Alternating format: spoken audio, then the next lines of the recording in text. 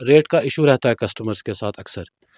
Reason being कि जो इस वक्त सेल का जो इन्होंने ये एक क्राइटेरिया बनाया है कि हर कोई घर में बैठ के माल लाता है, 2 लाख 3 लाख 4 लाख 5 लाख का माल लाया, उस पे लगा दी सेल।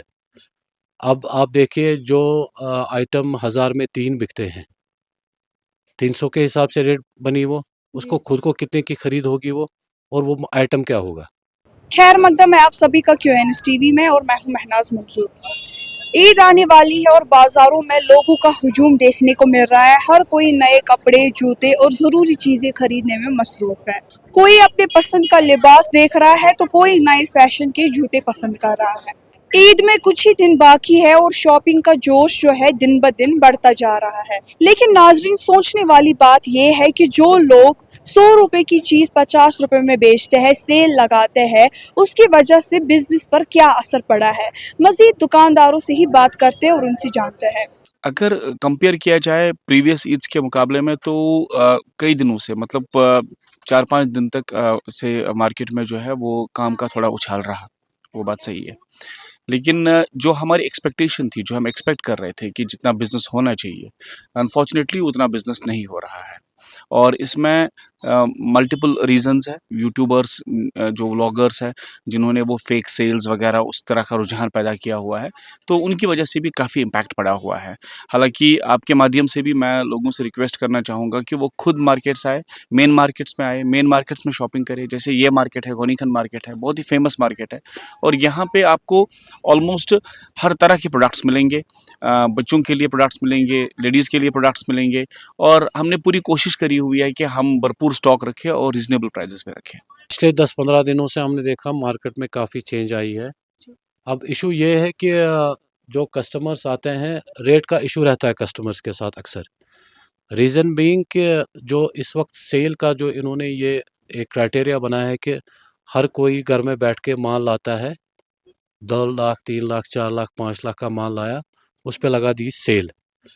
अब आप देखिए जो आइटम 1000 में 3 बिकते हैं, 300 के हिसाब से रेट बनी वो, उसको खुद को कितने की खरीद होगी वो, और वो आइटम क्या होगा। तो ये जो सेल का ये फंडा बन गया है, इधर सेल सेल सेल हर किसी चीज़ में वंचु पुजन तान दी सेल आसान। इस चीज़ ने हमें काफ़ी इफ़ेक्ट किया मार्केट को।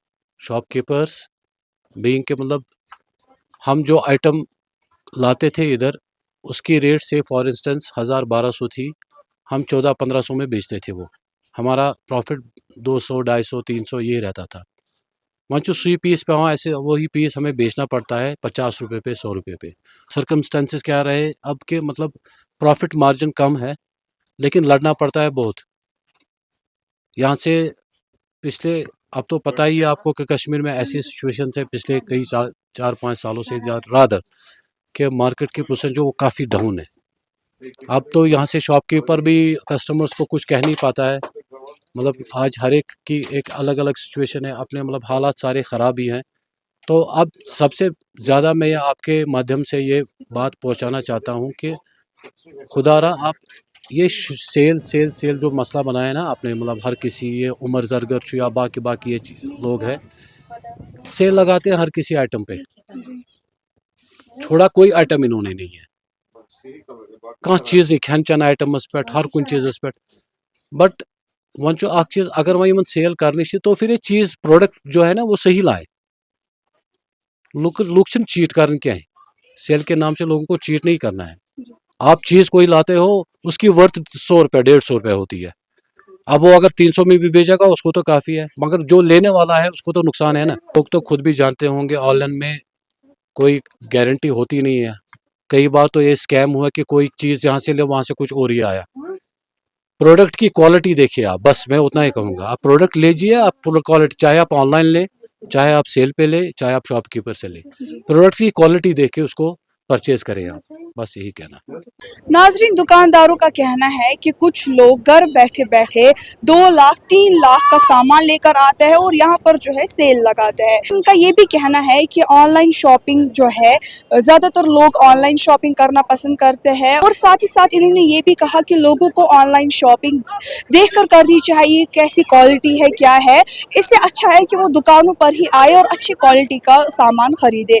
इनका साथ ही साथ ये भी कहना है कि जो लोग यहाँ पे जो है सेल में सामान जो है बेचते हैं, 100 रुपए की चीज़ 50 रुपए में बेचते हैं, उसकी वजह से इनके बिजनेस को काफ़ी ज़्यादा इफेक्ट हुआ है। आप देखते रहिए QNS TV श्रीनगर।